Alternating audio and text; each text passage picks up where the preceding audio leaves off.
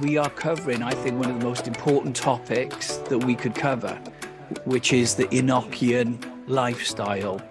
And we're all going to come in at it on different levels. So some of you will want the wild, crazy Metatron, Sephiroth stuff, multidimensional. Others will just want to know, how did it begin? And you'll be shocked and surprised at how possible it is for every one of us to intentionally follow the footprints of Enoch.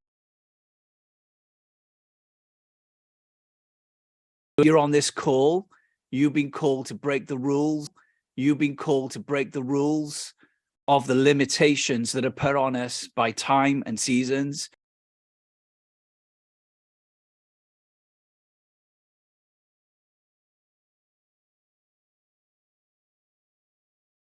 So I'm just going to show you something at the very beginning. It was an encounter I had. I'm just going to put it up on the screen. I posted it on Facebook a while ago. Quite unexpectedly, I saw Enoch again. In a second, I was taken up again to Eden. Enoch was walking along the edge of the lake of time. I looked at time and saw it was full to the brim, the water kissing the edges of the lush forest. He turned to me and said, "Great grace is coming upon you." Today, I want you guys to know things are going to change. We are not going to go forward in a normal way. You only have to look at the world. We are not in the same world that our grandparents were in or previous awakenings. We are in an age, and I've talked about it many times, where technology, consciousness, meditation, spirituality, everything's changing. We are literally in a new spiritual era.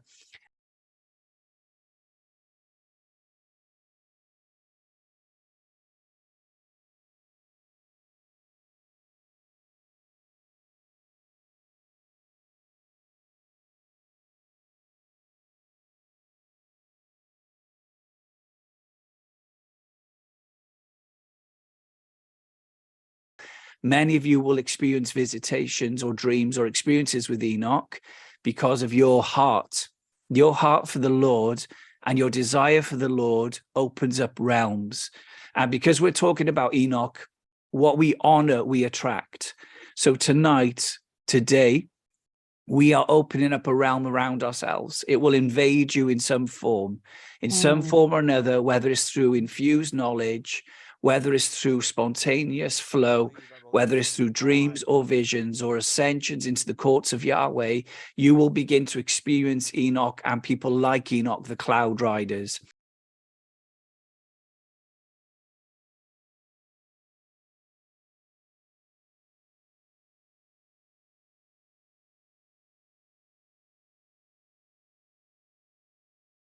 You will know that we're in the age where God is blurring the realms.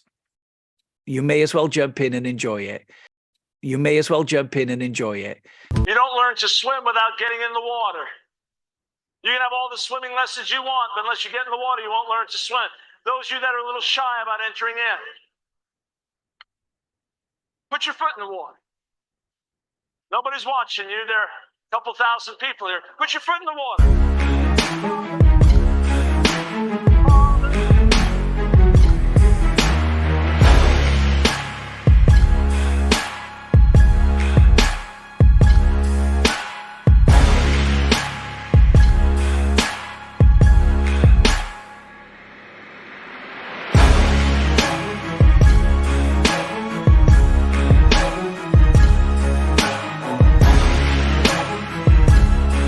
We're in the age where science and spirituality are going to merge. We're in the age where science and spirituality are going to merge, where we're going to be taught higher wisdom.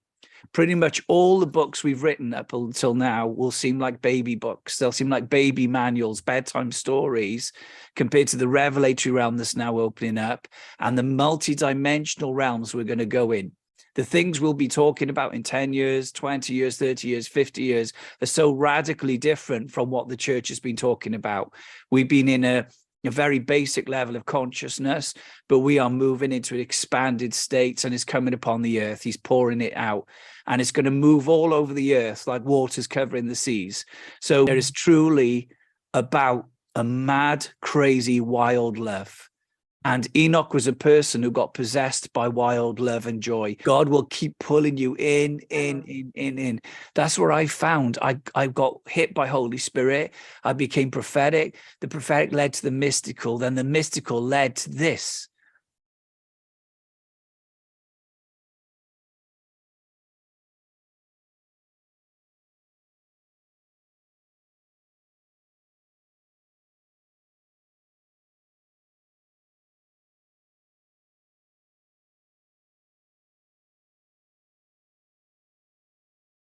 The Enochian way, walking with God. And now I've realized the longing I've had all these years was God's longing for me. The suffering I've had was the calling to push me deeper and deeper in, that push me deeper and deeper in, that push me deeper and deeper in.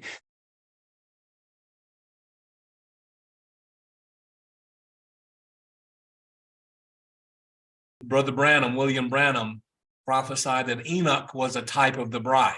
Yeah.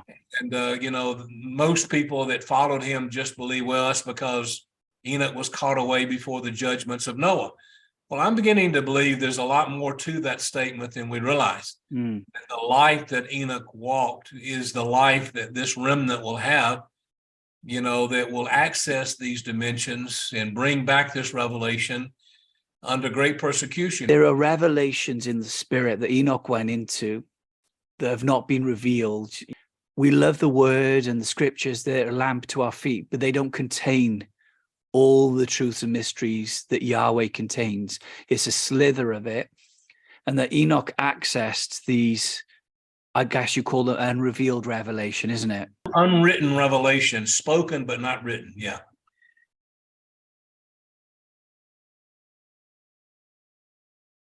And that is part of the dispensation, I believe, that's coming upon the earth right now, is speaking the mysteries that no eye has seen, no ear has heard, but is now being made known to us by the Spirit.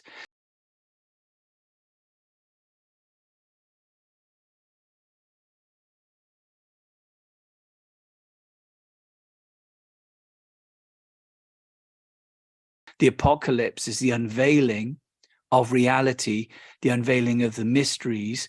And that's what Enoch walked in next. It says this: I saw all the secrets of the heavens, how the kingdom is divided, and how the actions of mankind are weighed in the balance. Then I was shown the mansions of the elect and the mansions of the holy.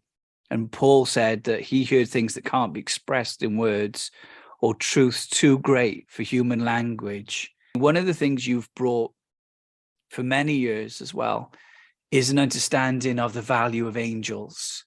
And your life has been an amazing pioneer in life, where you talked about William Branham when William Branham wasn't popular. He's very popular now, but you pioneered that. And William Branham walked with angels, and I believe that's connected to mature sonship.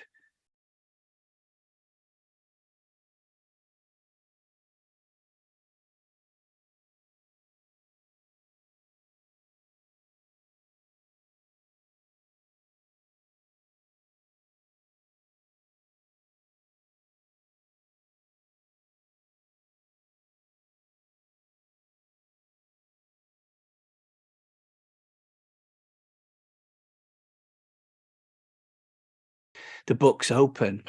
The book is open. Like you talk about in your teachings, Paul Keith, about the age of the open book.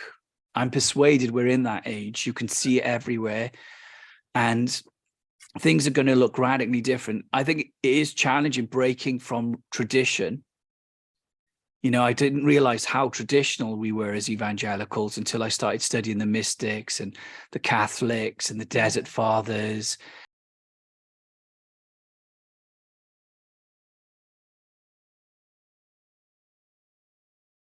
And then the Jewish culture,